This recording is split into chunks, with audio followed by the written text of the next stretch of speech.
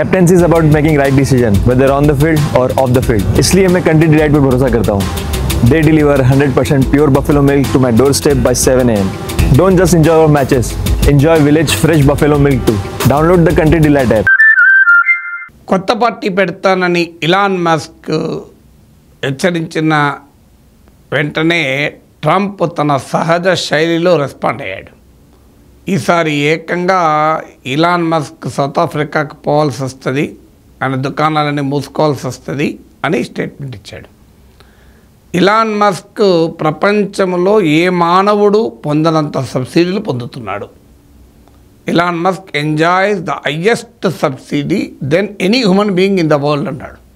ప్రపంచంలో ఏ మానవుడు కూడా ఇలాన్ మస్క్ అంత సబ్సిడీ పొందడం లేదు. అందువల్ల ప్రభుత్వ సబ్సిడీలు గనక ఆగిపోతే ఇలాన్ మస్క్ కంపెనీలన్నీ క్లోజ్ అవుతాయి. ఆయన దుకాణం he may haves to close the shop and go back to South Africa.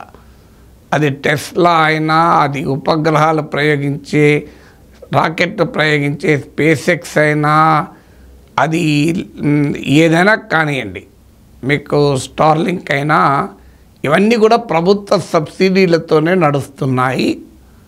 అందువల్ల ఇలాన్ మస్క్ సబ్సిడీలు మానేస్తే అమెరికాకు ఆర్థిక భారం ఏమీ ఉండదుగా అంటూ వ్యాఖ్యానించారు. సో ఎందుకు దీనికి బ్యాక్గ్రౌండ్ ఎక్కడ? The big and beautiful bill. ఈ బిగ్ అండ్ బ్యూటిఫుల్ బిల్ పైన విభేదాలు కాస్త the ugly and the worst ఫైట్గా మారిపోయింది. ఇలాన్ మస్క్ కొత్త పార్టీ పెడతానని ప్రకటించిన అంశంపై నేను ఇదివరకు ఇంకో వీడియోలో ఎక్స్ప్లెయిన్ చేశాను.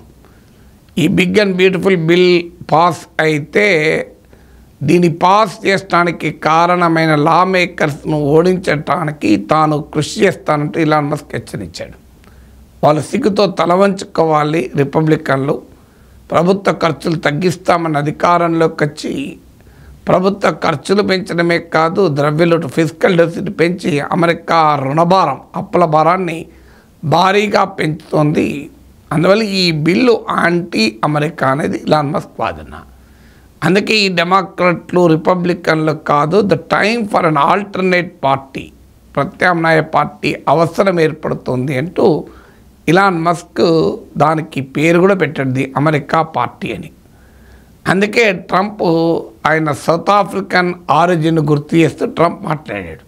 ఇక్కడ ట్రంప్ తన ఎవరినైనా ఎదుర్కోవాలంటే ఇమీడియట్గా ట్రంప్ ఆయుధం ఏంటి? ఇమ్మిగ్రెంట్ అనేది ట్రంప్ ఆయుధం. సో ఎవరినైనా తన ప్రత్యర్థిని వ్యతిరేకించాలంటే ఇమిగ్రెంట్, అది జోరన్ మమ్దానీ అయినా, అది ఇలాన్ మస్క్ అయినా. ఇప్పుడు మన దేశంలో ఏ రకంగానైతే ఎవరైనా మోడీని ప్రశ్నిస్తే anti national, anti Hindu, pro Muslim, pro Naxalite, urban Naxalite ఇలాంటి ముద్రలు వేస్తారు.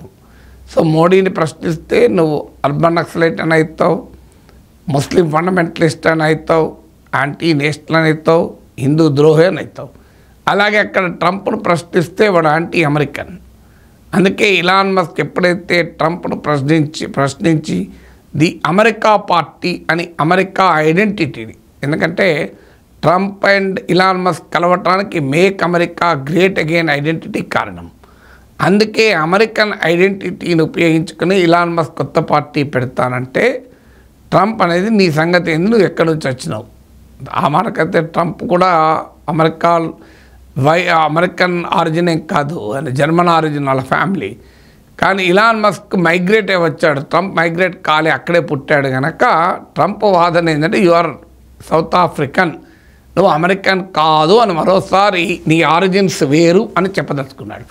అందుకే నిన్ను తిరిగి సౌత్ ఆఫ్రికాకు పోవాల్సి వస్తుంది అని మాట్లాడుతున్నారు. సో అమెరికాలో ఎవరినైనా వ్యతిరేకించాలంటే ఇది you are not un American అని. ఇటీవల జోరన్ మమ్దానీ చేతులతో తింటూ ఉన్న వీడియో పెడితే రిపబ్లికన్ల మీద అటాక్, అదే గో టు థర్డ్ వరల్డ్ అని, నువ్వు ఆ థర్డ్ వరల్డ్ నుంచి వచ్చావు, థర్డ్ వరల్డ్కి పో అని. ఎందుకంటే ఆయన మదర్ ఇండియన్, ఫాదర్ ఉగాండన్ ఆరిజిన్ ఉంది, ఉగాండన్ లింక్ ఉంది కనుక. సో అందువల్ల అమెరికాలో ఆ anti racist outlook, pro white racist outlook ఉంటుంది.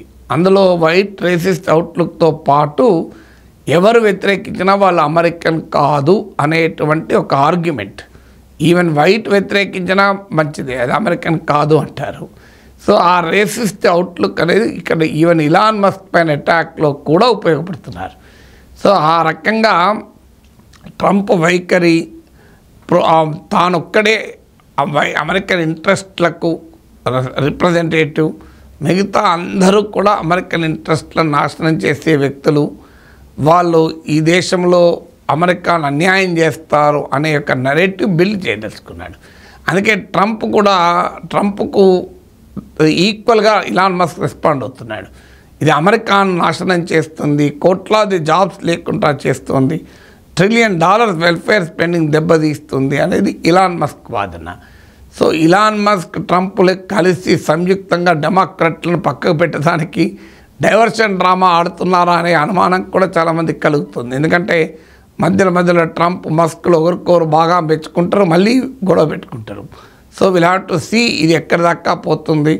ఇలాన్ మస్క్ అమెరికా పార్టీ పెడతాడా, ట్రంప్ ఇలాన్ మస్క్ను సౌత్ ఆఫ్రికా పంపిస్తారా, ఇద్దరు కలిసి ప్రపంచాన్ని ఫూల్ చేస్తారా చూడాలి.